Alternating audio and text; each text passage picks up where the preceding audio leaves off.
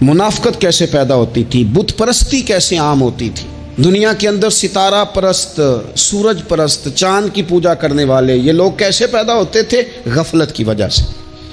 जैसे जैसे ये अल्लाह की बारगाह से दूर होते जाते, ये मुख्तलिफ़ किस्म की इबादतों में, शिरक में, कुफर में मुब्तला होते जाते। कुरान मजीद सूरह यासीन के अंदर इरशाद फरमाता है कि अल्लाह तबारक व तआला ने कुरान मजीद को इसलिए उतारा है लितुनज़िरा कौमम मा उनज़िरा आबाउहुम, ताकि आप उन लोगों को डराएं जिनके बाप दादा को नहीं डराया गया।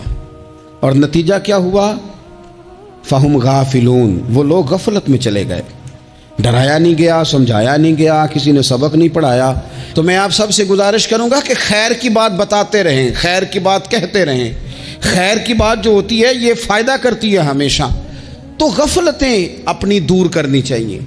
दूसरा ये होता है, एक तो इंसान जब वो दूर हो जाता है छोटे छोटे गुनाह करके तो गफलत आती है। दूसरा, कुरान पाक ने एक और मकाम पर इसका जिक्र फरमाया है। वो इस तरह फरमाया है कि जो इंसान की प्यारी चीज़ें हैं ना, बाज़-औक़ात जिनसे वो लगाव पैदा कर लेता है, जिनसे मोहब्बत उसकी बढ़ जाती है, वो चीज़ें भी गफलत पैदा करती हैं। उनमें दो चीज़ों का तो कुरान पाक ने नाम लेकर जिक्र किया है।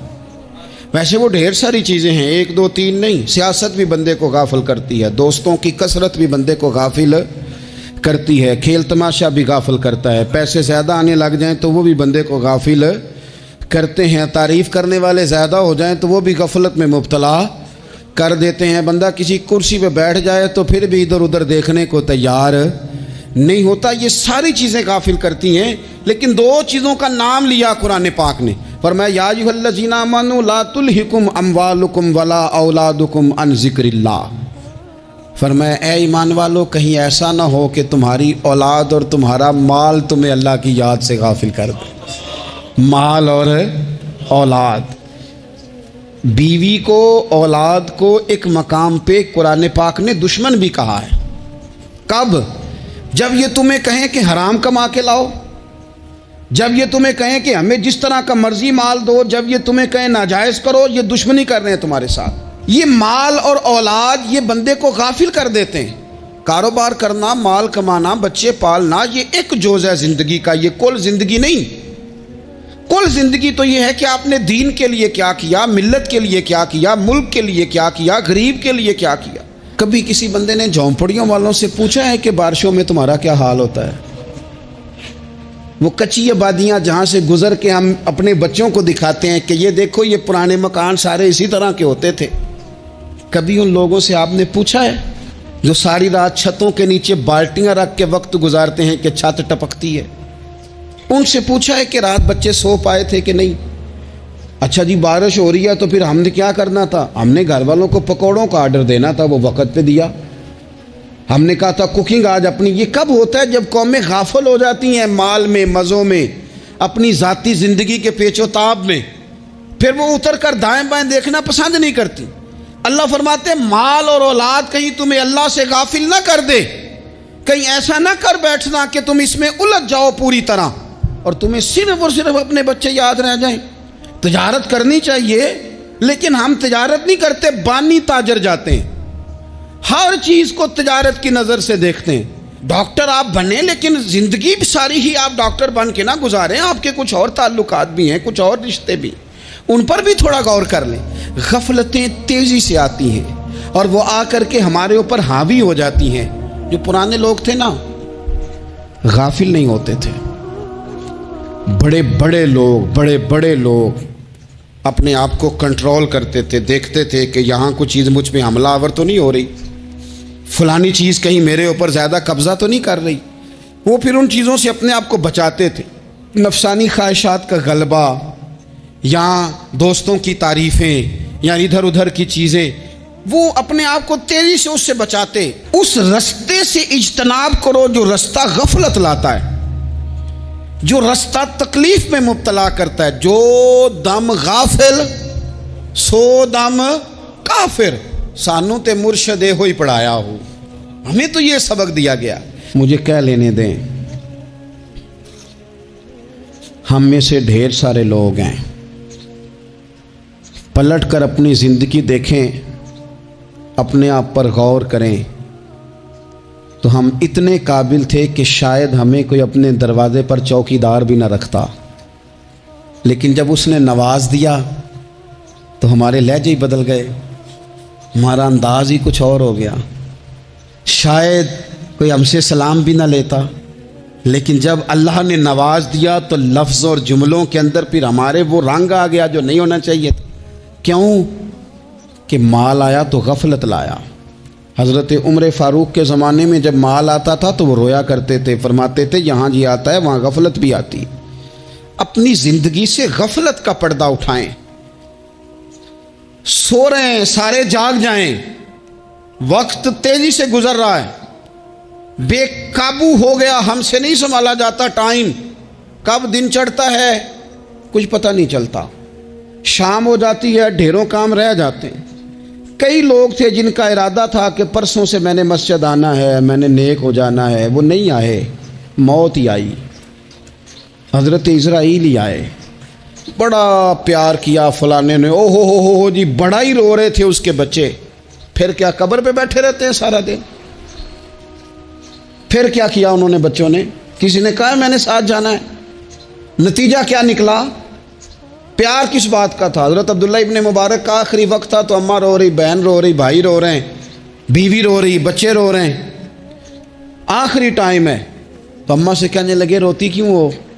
کہنے لگی پتر بیٹے تو اور بھی ہیں پر جس طرح دوائی تو لا کے دیتا تھا کوئی بھی نہیں دیتا۔ فرمانے لگے بہنوں سے اور بھائیوں سے تم کیوں روتے ہو؟ کہنے لگے تو موجود تھا تو ہمیں کوئی ڈر نہیں تھا، ہر مشکل میں تو پہنچ جاتا تھا۔ بچوں کی طرف دیکھ کے کہو تم کیوں روتے ہو؟ وہ کہنے لگے ابا جی ابھی تو ہمارے بیاہ ہونے تھے اور آپ جا رہے ہیں۔ بیوی سے کہا تو وہ کہنے لگی بادشاہی تو تیرے سر پہ تھی، یہ بچے پوچھیں گے مجھے؟ تو حضرت عبداللہ ابن مبارک نے سر سجدے میں رکھا اور کہنے لگے مالک میں سمجھ رہا تھا یہ مجھے رو رہے ہیں، یہ تو اپنی ضرورتوں کو رو رہے ہیں، میرا خیال تھا کہ میرے جانے کا انہیں ڈر لگا ہوا۔ نہ ان سب کو تو اپنا اپنا مسئلہ ہے کہ میرا کیا بنے گا تو میرا کیا بنے گا تو میرا کیا بنے گا، پھر کھول کے روئے اور سب کی طرف دیکھ کے کہنے لگے اور تمہارا تو مسئلہ پیچھے حل ہو ہی جائے گا، اکٹھے بیٹھے ہو، میں سوچ رہا ہوں قبر میں جاؤں گا تو میرا کیا بنے گا۔ رب کی بارگاہ میں حاضر ہونا ہے، سوال جواب ہونے ہیں، حساب دینا ہے۔ وہ مجھ سے کڑے سوالات پوچھے گا تو کتنا لئی تو پاپ کمائے، دس نہ ان کتھے نہیں ہو تیرے کر دے، بلا ان کو تیرے حصے کا حساب۔ میرے عزیز غفلت کی بکل کھول دینی چاہیے، وہ دروازہ بند کریں جہاں سے غفلت آتی ہے۔ خدا را کوئی نہیں، آپ یقین کریں رسمی دعائیں رہ گئی ہیں، رسمی 2 موبائل ہاتھ میں پکڑے ہوتے ہیں، کل کے ٹائم پتر نے 2 موبائل اور 2 موبائل پکڑ کے وہ کہہ رہا ہوتا ہے مولوی صاحب بات دعا 5 منٹ اور لمبی کر دینا، دیگ میں ذرا دیر ہے۔ او تو ادھر بیٹھو، چھوڑ دیگ کو، تیرا تو باپ چلا گیا، رو بیٹھ کے مصلے پہ، مالک سے کہہ اسے معاف کر دے۔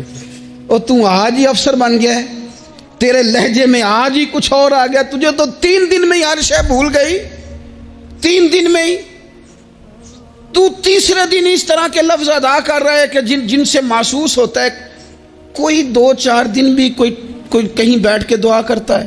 اپنی غفلت کا دروازہ کھولیں، ورنہ اکثر آنکھیں تب کھلتی ہیں جب آنکھیں بند ہونے کا ٹائم آ جائے۔ ایک بات صرف اپنی زندگی میں طاری کر لیں، اس کو بھولے نہیں کبھی، اپنا حساب خود کریں۔ جس طرح ہم پیسے سارے دوستوں کے ساتھ ساری چیزیں ٹھیک ہیں، لیکن اگر ذاتی پیسے گننے ہوں تو وہ اندر سے لوگ دروازہ بند کر کے اپنے بال بچوں کے ساتھ گنتے ہیں، ان میں لوگوں کی شراکت داری پسند نہیں کرتے، چونکہ ذاتی مسئلہ ہے۔ اور ٹھیک ہے بات، بھئی کسی کا ذاتی مسئلہ ہے، وہ ٹھیک کر رہا ہے جو بھی کر رہا ہے۔ اس طرح جو ہمارے ذاتی معاملات ہیں نا، روحانی معاملات، اپنی نمازوں کا حساب کریں، اپنی گفتگو کا حساب کریں، اپنی سوچوں کا حساب کریں، حلال کھا رہے ہیں حرام کھا رہے ہیں خود حساب کریں، اکیلے بیٹھ کے حساب کریں، جان چھڑائیں تھوڑی دیر موبائل سے، تنہا بیٹھ کے تھوڑی دیر مراقبہ کریں، خدا کی نعمت کتنی ہے، جواب میں شکر ہمارا کتنا، اس کا حساب کریں، اپنا حساب کریں۔ اور حضرت عمر فاروق کا وہ جملہ یاد رکھیں، فرمایا کرتے تھے اپنا حساب کر لو اس سے پہلے کہ تمہارا حساب کیا جائے، یہ نہ ہو کہ پھر رب رسول حساب کریں اور تمہارے لیے مشکل ہو جائے. اپنا حساب کریں. زندگی کے معاملات میں جتنی غفلتیں ہیں وہ مطلب میرے ابا جی کہا کرتے تھے پتر چھال مار کے نکلو بسترے چوں.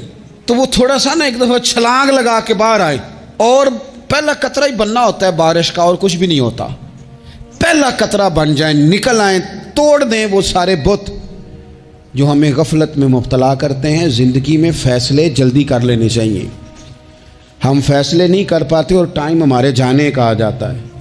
وقت وہ ایک نوجوان نے ایک دفعہ لکھا تھا کہ میں نے اپنے گھر والوں سے کہا کہ اب میں نے داڑھی رکھنی ہے اور کچھ میں نے عبادات کی طرف سفر کرنا ہے. تو میری والدہ کہنے لگیں کہ پتر اجے ٹائم نہیں. تو کہتے ہیں میری اماں اسکول ٹیچر تھی, پڑھی لکھی تھی. میں نے کاغذ قلم لا کے والدہ کو دیا. میں نے کہا اماں مجھے آپ وہ ٹائم بتا دیں جو نیک ہونے کا ہے, میں پھر اس ٹائم ہی شروع کر لوں گا. تو کہتے ہیں میری اماں نے کاغذ قلم دیکھا اور میرا اندر کا جذبہ دیکھا تو ماں تھی نہ روئی پڑی.